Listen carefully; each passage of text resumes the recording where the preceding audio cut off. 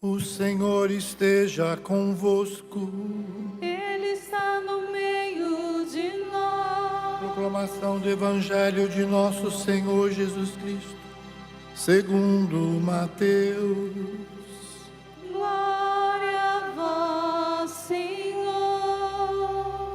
Naquele tempo, Jesus percorria todas as cidades e povoados, ensinando em suas sinagogas, pregando o Evangelho do Reino e curando todo tipo de doença e enfermidade. Vendo Jesus as multidões, compadeceu-se delas, porque estavam cansadas e abatidas, como ovelhas que não têm pastor. Então disse a seus discípulos: a messe é grande, mas os trabalhadores são poucos. Pedi ao dono da messe que envie trabalhadores para a sua colheita. E chamando seus 12 discípulos, deu-lhes o poder para expulsar os espíritos maus e para curar todo tipo de doença e enfermidade. Enviou-os com as seguintes recomendações: e diante as ovelhas perdidas da casa de Israel, em vosso caminho anunciai, o reino dos céus está próximo. Curai os doentes, visitai os mortos, purificai leprosos, expulsai os demônios.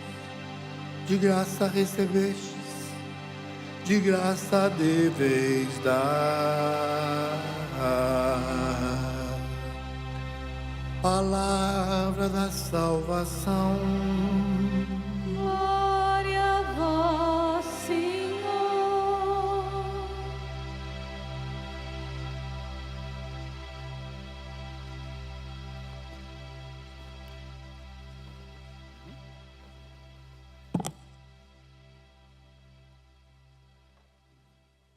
Que as palavras do Santo Evangelho perdoem os nossos pecados. Amém.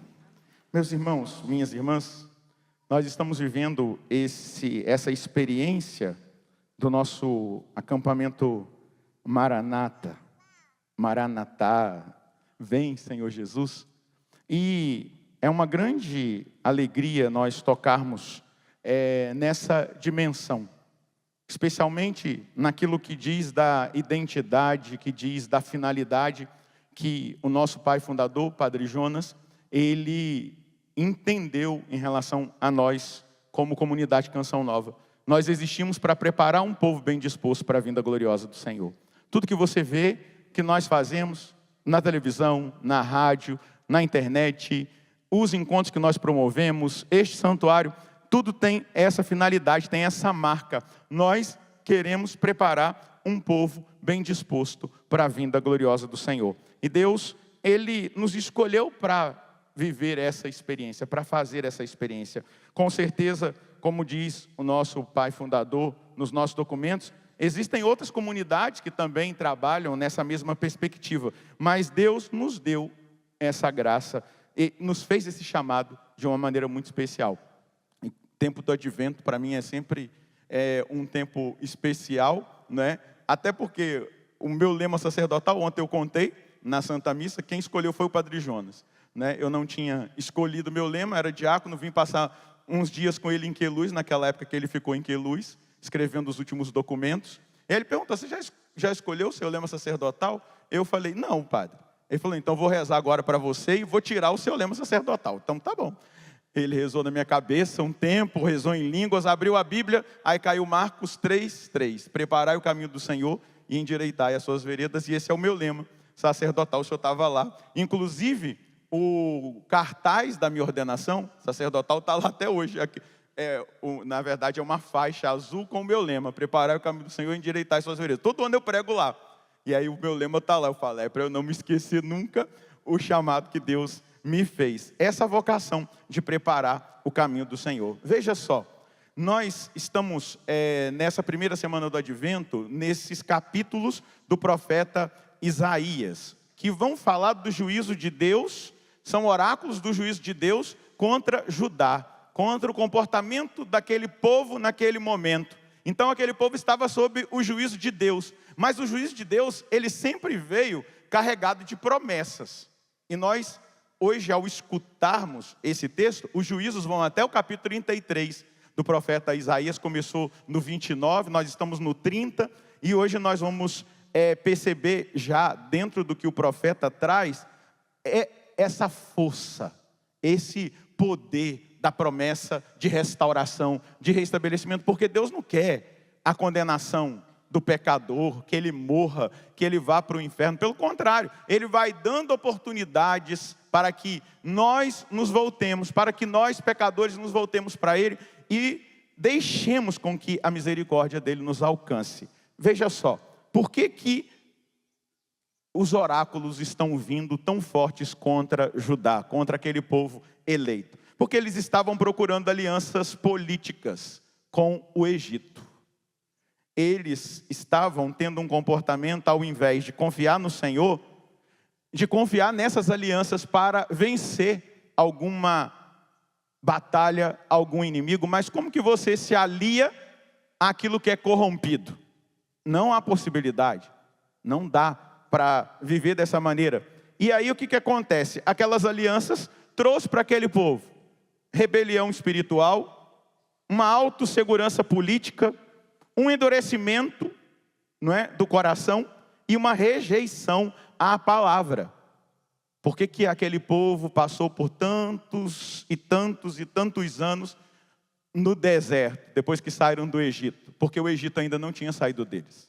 Então eles precisavam ser purificados, porque seria muito fácil eles se voltarem para a idolatria, porque iam para uma terra onde existia um povo que lá já morava, e era um povo idólatra, os cananeus, filisteus, os jebuseus, eles já adoravam aos ídolos. Então Deus precisava purificar, e aquele tempo foi um tempo de purificação, 40 anos, um pedacinho de terra, que dá para você quase concluí-lo num dia só. Eles rodaram ali durante 40 anos, porque era o tempo da purificação. E aqui, esse juízo que abre caminho para a promessa de restauração, que abre caminho para a luz iluminar, não é? A luz do próprio Deus, iluminar aquele povo e trazê-lo de volta a uma experiência de reavivamento espiritual, de avivamento espiritual, é exatamente esse tempo que nós precisamos estar atentos. Veja só, Deus, ele não responde aos orgulhosos.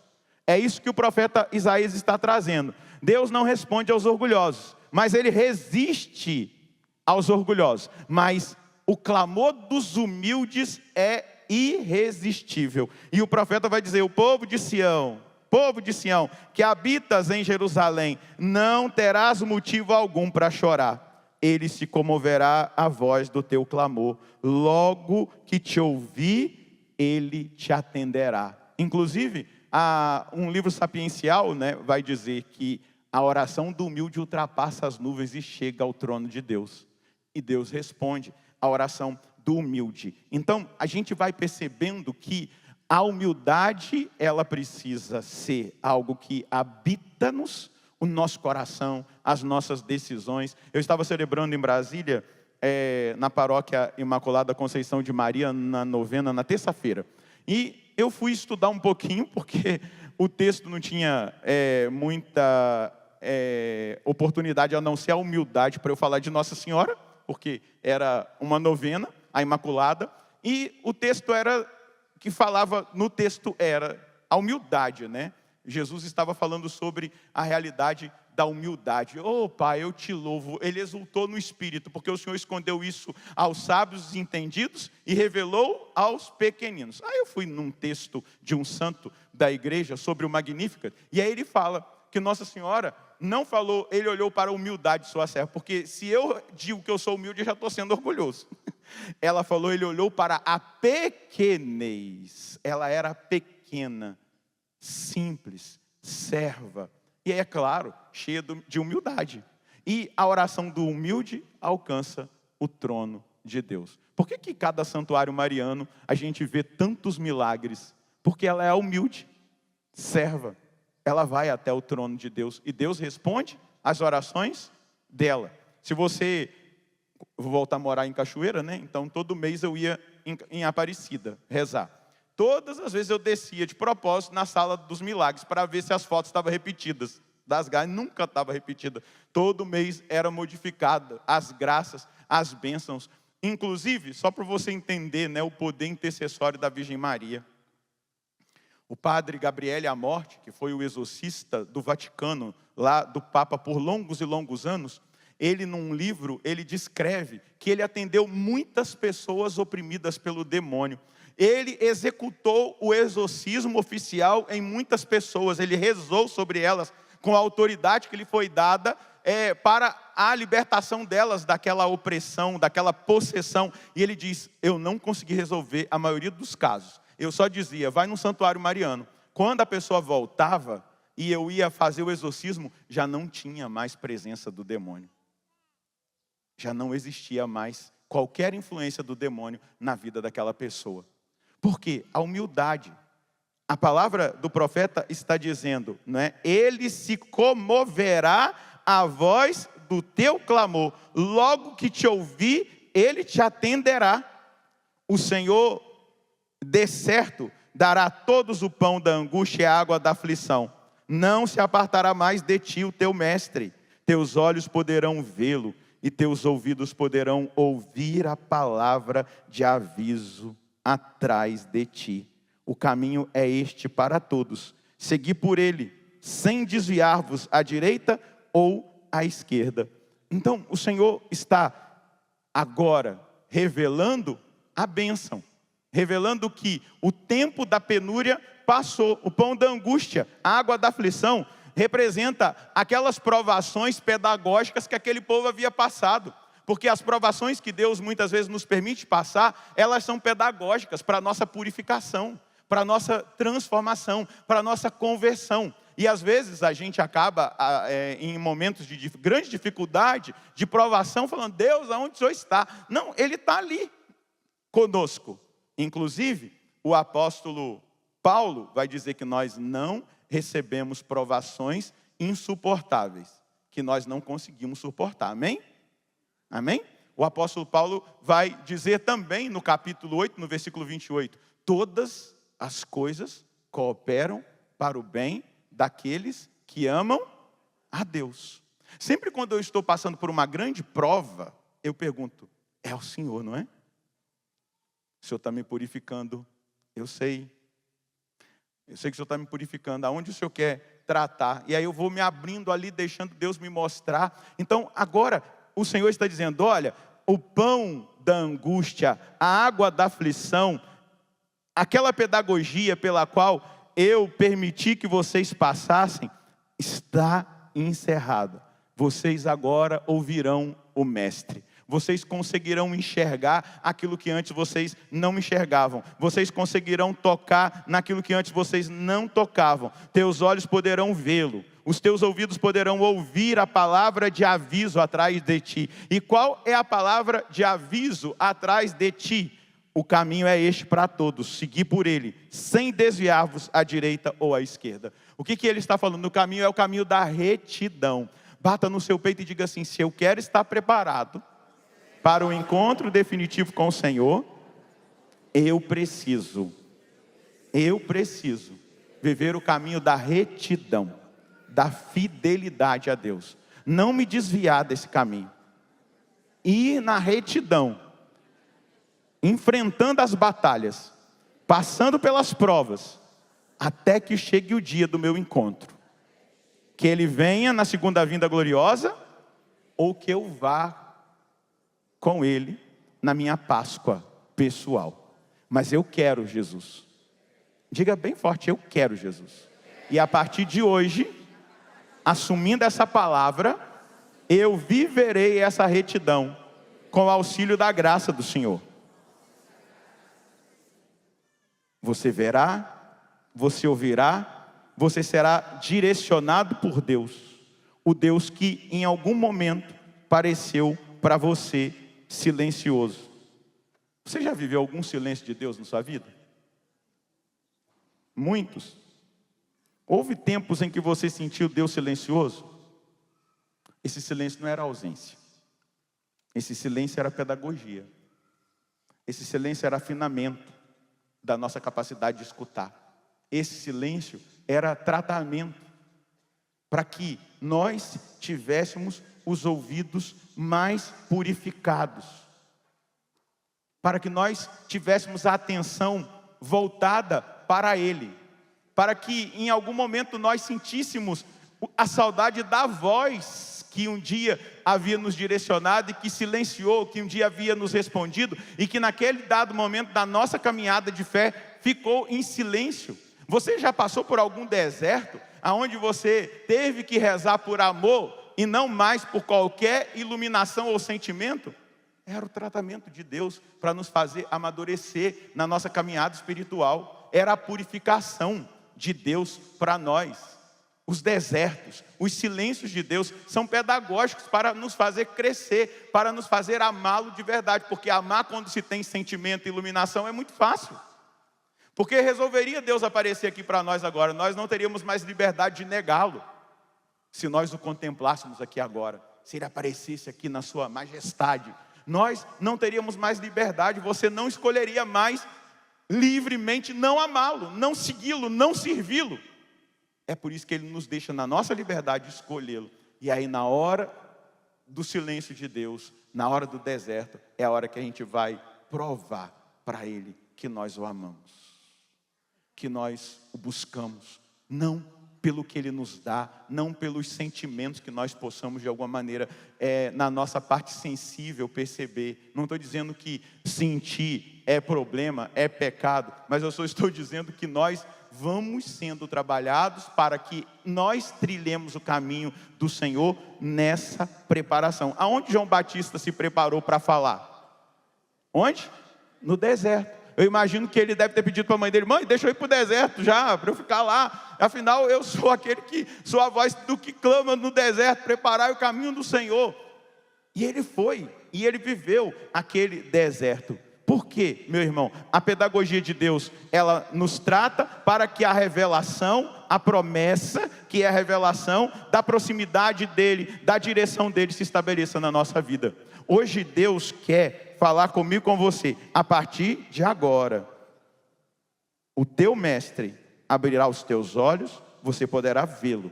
Ele abrirá os teus ouvidos, você poderá ouvir a palavra de aviso atrás de ti. E a palavra de aviso atrás de ti é: o caminho é este para todos. Seguir por ele sem desviar-vos, à direita ou à esquerda. E aí, veja só, os versículos 23 em seguinte, ele vai trazer a promessa da restauração, a promessa desse reavivamento espiritual. Quando a gente ouve, quando a gente escuta atentamente, consequentemente, a palavra, obedecer, audire, é a capacidade de escutar.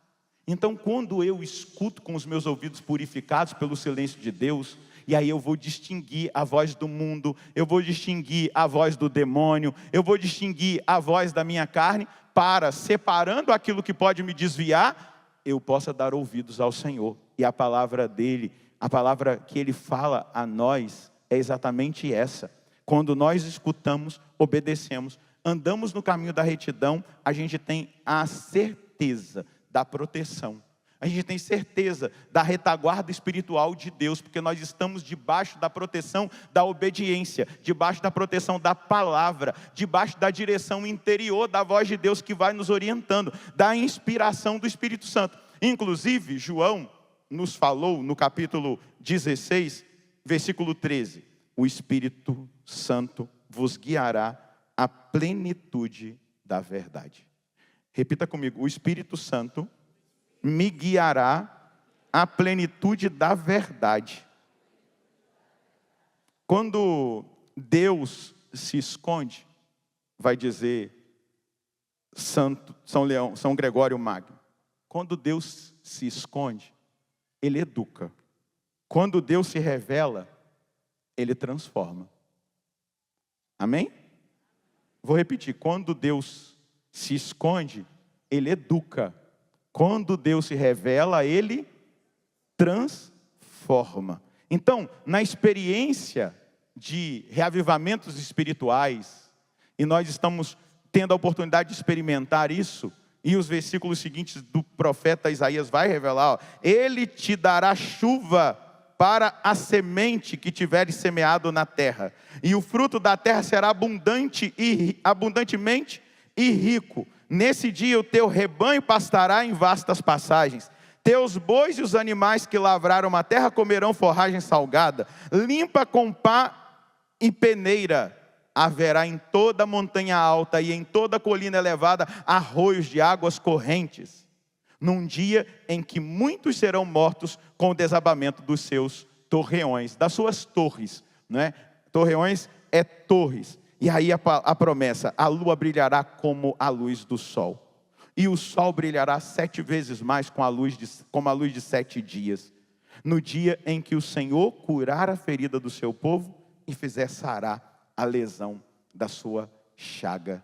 Segura na mão de quem está do seu lado e diga: Senhor, que essa palavra possa se cumprir hoje na vida desse meu irmão.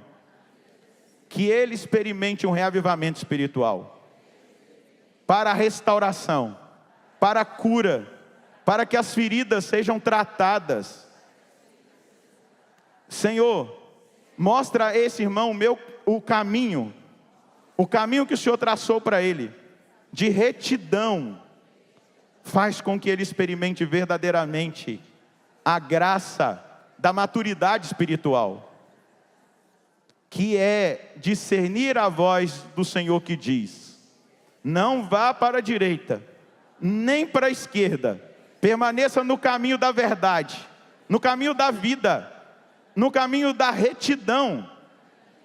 Senhor, faça com que esse meu irmão se deixe conduzir pelo Espírito e experimente essa graça, dessa chuva, desse derramamento do Espírito Santo, desse avivamento, depois dos dias de purificação. A promessa é chuva que traz fecundidade, fertilidade, abundância, crescimento, milagres, curas, maturidade.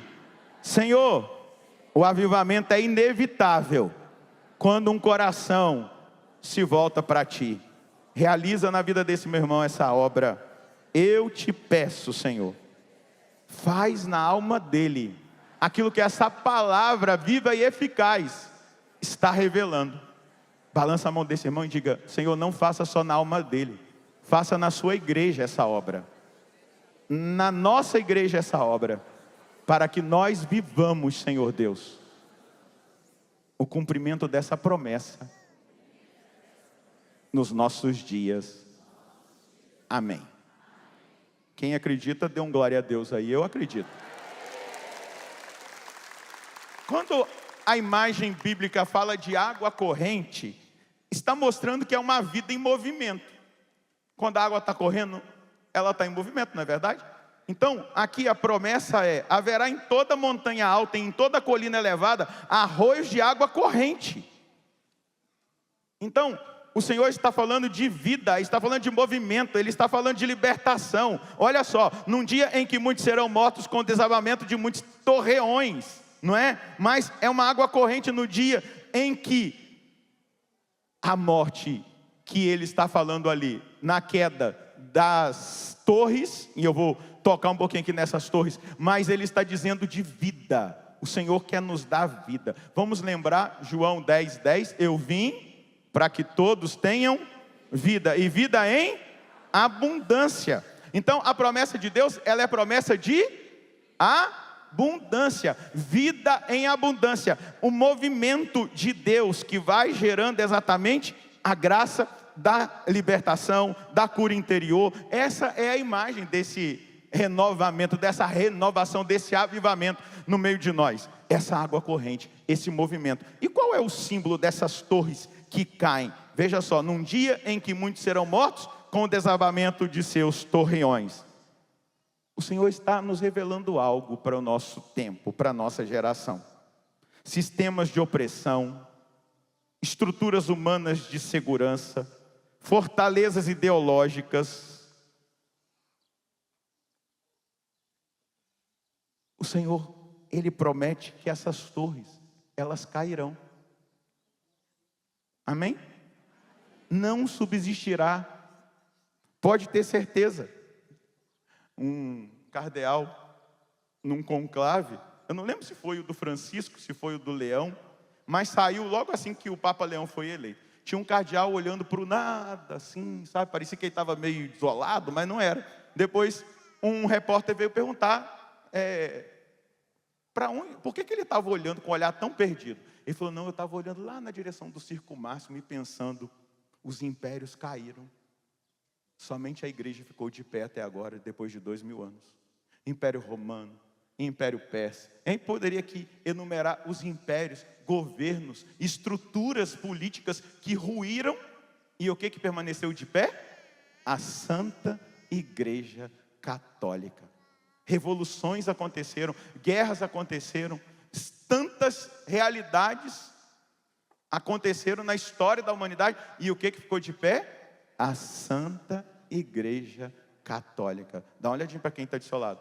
Não ceda jamais à tentação de sair da Santa Igreja Católica. Amém? Não aceite essa tentação. Amém? Ainda que nós homens decepcionemos vocês. Amém? Nós somos seres humanos. Nunca deixe a Santa Igreja. Aqui está a segurança. Amém? Aqui está a segurança. Os impérios passam, os sistemas políticos ruem, caem, são derrubados por eles mesmos, pela soberba, a vaidade, o orgulho, a tirania cai, tudo passa, minha gente. Só quem não passa é nosso Senhor e a Santa Igreja, aonde Ele governa, aonde Ele reina na face da terra. Amém?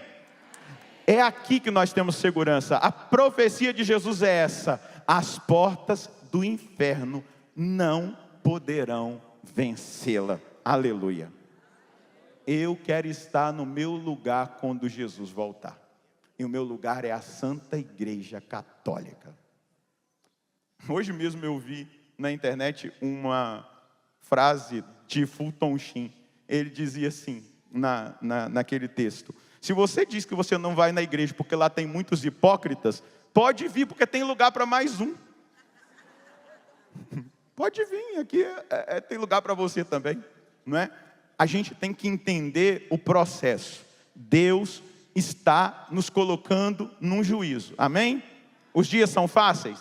São dias de juízos. Os juízos são carregados de promessa. Todo momento de crise, depois da crise vai vir um avivamento, amém? Eu creio, porque foi assim. Só que tem gente hoje que não olha para a história, não lê a Bíblia, não conhece aquilo que Deus fez na história do povo de Deus, aquilo que Deus fez na história da igreja, só fica com presente, só fica com aparência, só fica com aquilo que consegue ver agora, não consegue entender que o Deus que continua agindo é aquele que o autor da carta aos Hebreus diz, no capítulo 13, no versículo 8. Ele é o mesmo ontem, hoje, e Ele será o mesmo amanhã. Depois das crises vem o tempo de avivamento. Deixa eu te falar, eu estudo avivamento, eu prego sobre avivamento do Espírito. Nós, na leitura que nós fazemos, nós sabemos que há uma tempestade perfeita para que venha o poderoso avivamento do Espírito. Para que venha nos transformar. Padre Jonas, eu aprendi a pregar sobre avivamento porque ele, pregando sobre a vinda gloriosa do Senhor, dizia: antes da vinda gloriosa do Senhor virá um derramamento do Espírito Santo, como nunca aconteceu antes. É por isso que eu falo sobre avivamento espiritual. E o Espírito Santo coloca em nós aquele mesmo sentimento que estava no coração de Jesus no Evangelho de hoje: compaixão. Jesus se compadeceu da multidão. Compaixão. Às vezes a gente usa uma linguagem errada. Às vezes a gente fala assim: eu tenho pena daquela pessoa. Pena é um sentimento. Desculpa. Pena é quem tem a galinha, não é verdade? Agora, compaixão é dor na entranha.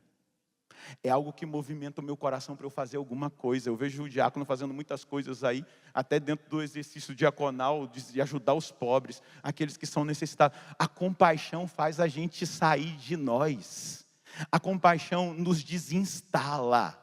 Quando eu vejo um perdido, quando eu vejo uma pessoa na pior, quando eu vejo uma pessoa precisando de ajuda, de salvação, aquele movimento que vem no meu coração de ir até aquela pessoa e de me oferecer para ajudá-la de alguma maneira, isso se chama compaixão. É uma dor na entranha, no mais profundo do nosso ser, que nos faz querer que o outro experimente o bem que nós estamos experimentando. Jesus sentiu compaixão, eram como ovelhas sem pastor. E aí ele vai dizer: pedi ao dono da messe que envie operários para a messe. Então, missão, missionários, vocação é fruto de oração, não é simplesmente estratégia de marketing, eu vou fazer uma estratégia agora para aumentar o número de vocação. Não, a primeira coisa para que aumente o número de vocação é oração. Pedir ao dono da messe que envie operários para a messe. Nós precisamos de operários para a messe. Nós precisamos de homens e mulheres comprometidos, de gente que queira servir, que se compadeça da humanidade perdida, que se compadeça daqueles que até estiveram um dia conosco, que se afastaram e que talvez estejam esperando uma mensagem. Hoje eu estava rezando em casa e Deus me mostrou algumas pessoas. Eu mandei a mensagem: vocês estão bem? Está precisando de alguma coisa? De alguns ainda não recebi resposta, é sinal que eu tenho que insistir.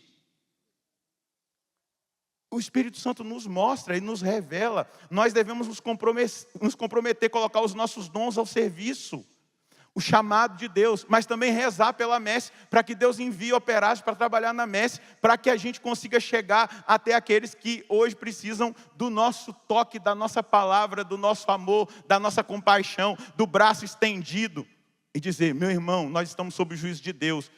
É possível que o Senhor volte na nossa geração. Então você precisa sair dessa situação.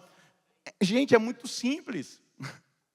Falar do amor de Deus, chamar a pessoa para perto, impor as mãos e pedir o Espírito Santo sobre ela.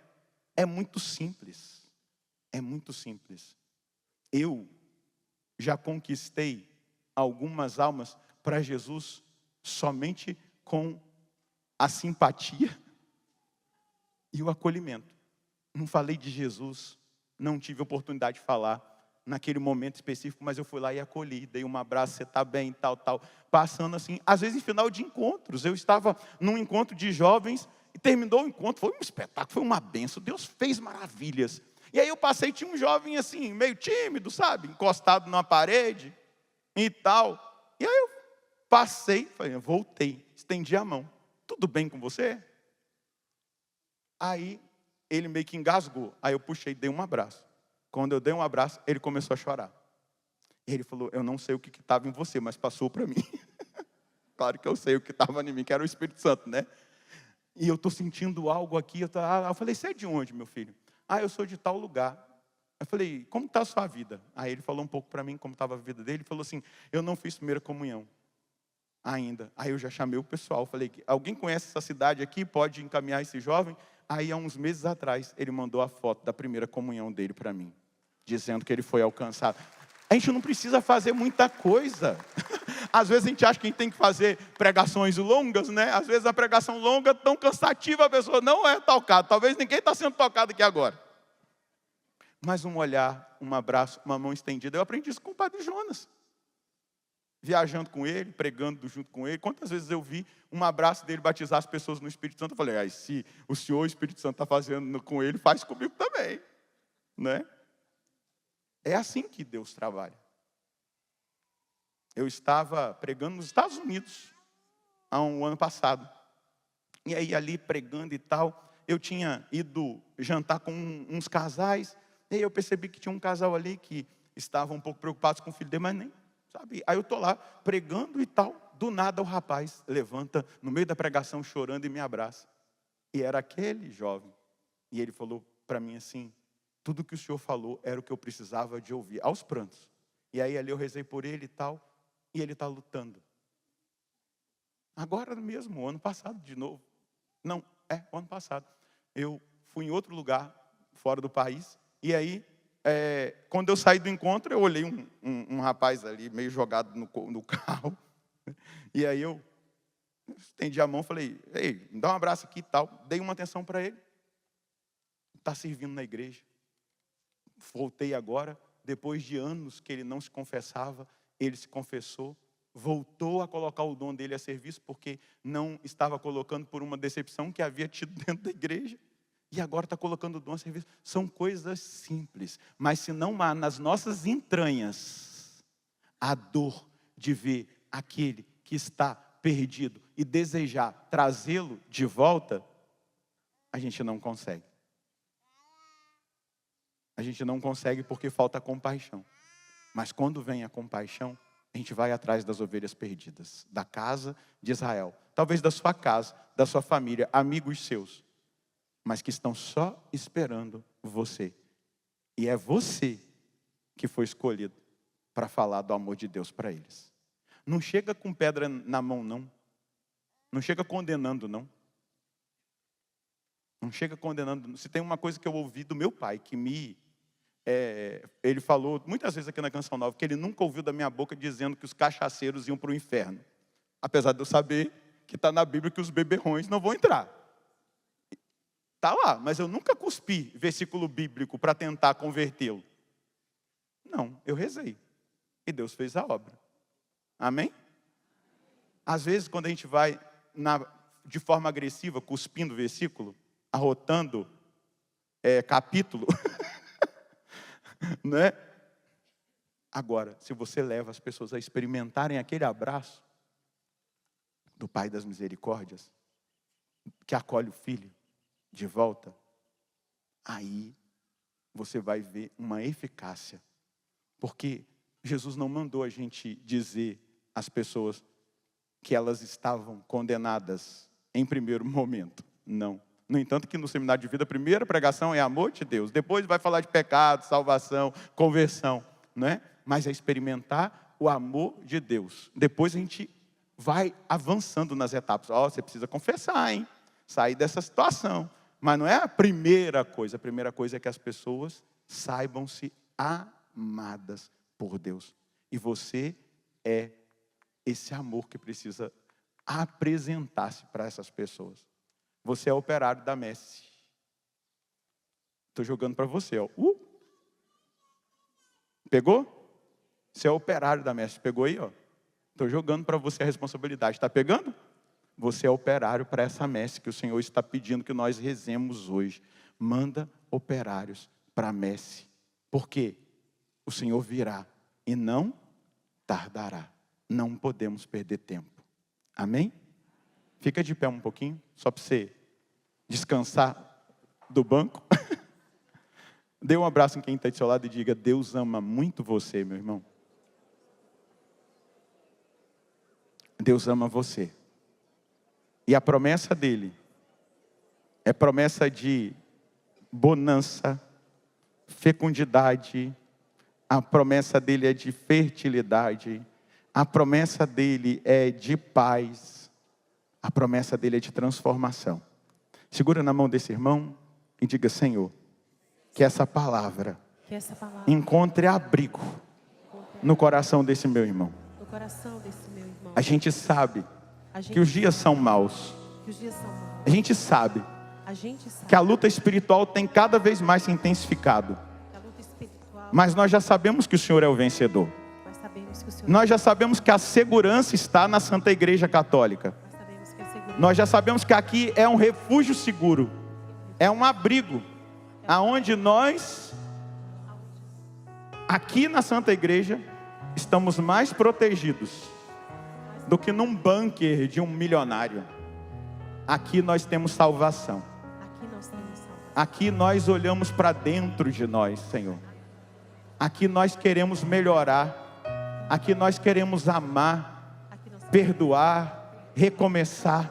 Aqui nós queremos ser usados, Senhor, para preparar o caminho do Senhor, para falar em seu nome. Por isso eu peço por esse meu irmão nessa tarde, que essa palavra encontre abrigo no coração dele e possa gerar compaixão, dor nas entranhas, para que ninguém passe despercebido.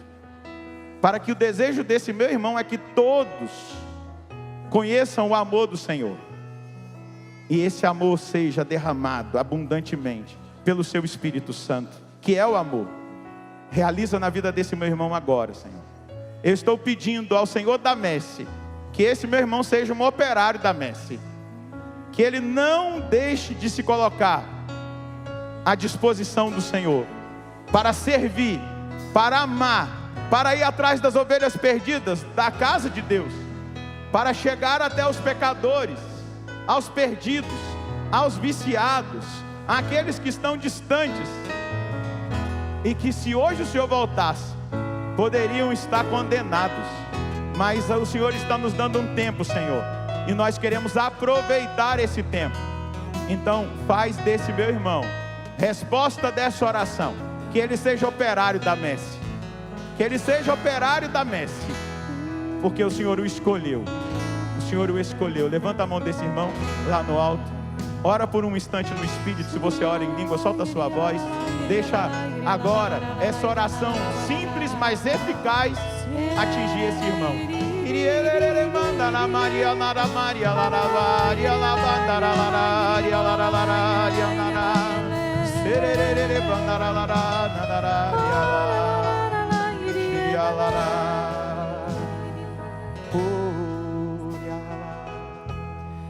Mas o Senhor virá, Ele não tardará,